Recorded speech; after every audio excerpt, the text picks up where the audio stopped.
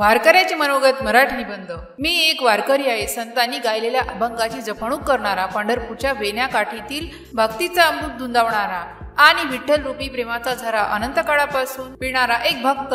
पण माझ्या भक्तीच्या ओठामागे, नामस्मरणाच्या जपामागे आणि वेण्यात नदीत केलेल्या स्थानामागे एक आर्त हृदय आहे, एक मन आहे जे केवळ विठ्ठलाला ओढवलं जात नाही तर स्वतःशीही संवाद साधत असतं। आज तो संवाद मी तुमच्या समोर मांडत आहे। आज वारकऱ्याचं मनोगत, माझं आयुष्य हे एक अखंड प्राणायाम आहे। पायात गुंडलेल्या वयाच्या आणि माळेतील तुळशीच्या माळेचा सहवास संत ज्ञानेश्वर, तुकाराम, ज्ञानदेव यांच्या पाऊलखुणा शोधत मी अखंड चालत आहे। पंढरीचा प्रवास म्हणजे केवळ एक तीर्थयात्रा नव्हे तर स्वतःला शोधण्याचा, आत्म्याला ओळखण्याचा एक प्रवास आहे।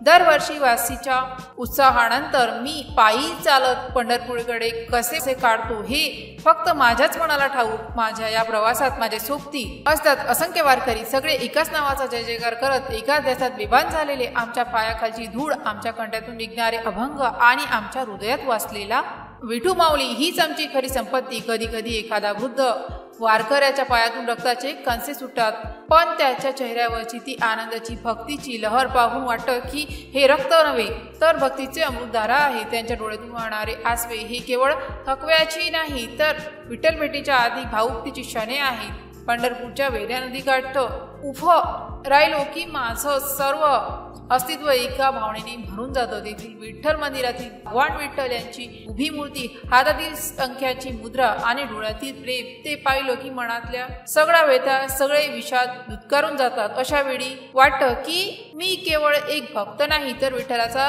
एक भाग आहे। तो माझ्यासाठी आहे आणि मी त्याच्यासाठी आहे। ही भावना शब्दापलीकडची आहे, पण माझ्या या भक्तीमध्ये कधी कधी संशयाचे, प्रश्नाचे ढग धावतात। हे सगळं खरं आहे का? विठ्ठल खरोखरच माझ्या भक्तीला प्रतिसाद देतो का? जगात इतके दुःख, इतकी अन्याय, इतके अत्याचार चालू आहेत, तेव्हा मी फक्त नाव घेत बसणं योग्य आहे का?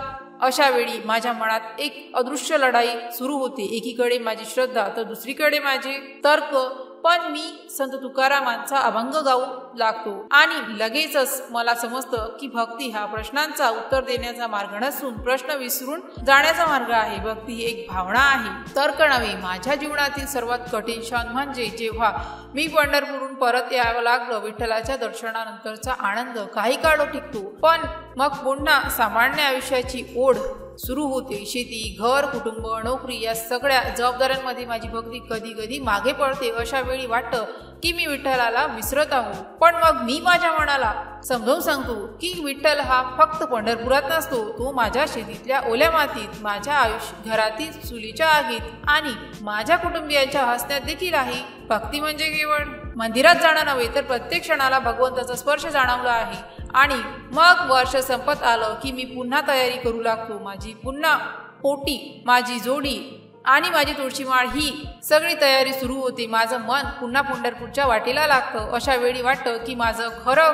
घर हे ते पंढरपूरचं विठ्ठल मंदिर आहे। मी इथं फक्त एक पाहुणा आहे। म्हणूनच जर तुम्हाला कधी रस्त्याने जाता जाता एखादा गुडगुडीत, खळबळीत लोटलेला पण डोळ्यात एक विलक्षण तेज बाळगणारा वारकरी दिसला तर त्याला फक्त एक साधा भक्त म्हणून बघू नका। त्याच्या हृदयात एक तुफान चालू आहे, भक्तीचा आणि संशयाचा, प्रेमाचा आणि विरहाचा, आनंदाचा आणि वेदनेचा। तू फक्त एक यात्रेकर नसून एक शोधक आहे, एक असा शोधक जो स्वतःला, ईश्वराला एकच वेळी शोधत आहे। कारण वारकरी म्हणजे केवळ एक पंथ नव्हे तर एक जगण्याची शैली आहे, केवळ अशी भावना आहे जी माणसाला माणूस बनवते। आणि जोपर्यंत ही वेण्या नदीत वाहत आहेत तोपर्यंत आमचं हे प्रयाण सुरूच राहणार। विठ्ठलाच्या शोधात तुमचं अपूर्ण पण भक्तीने परिपूर्ण एक सामान्य वारकरी। जर या पोस्टशी संबंधित काही गोंधळ असेल किंवा आपल्याला अशा कोणत्याही विषयाची माहिती हवी असेल तर कृपया खालील दिलेल्या कमेंट बॉक्सद्वारे आपले प्रश्न आम्हाला विचारू शकता। या पोस्टशी संबंधित आणखीन काही प्रश्न असतील आपण आम्हाला ते देखील सांगू शकता की आम्ही त्या समस्या नक्कीच सोडवू।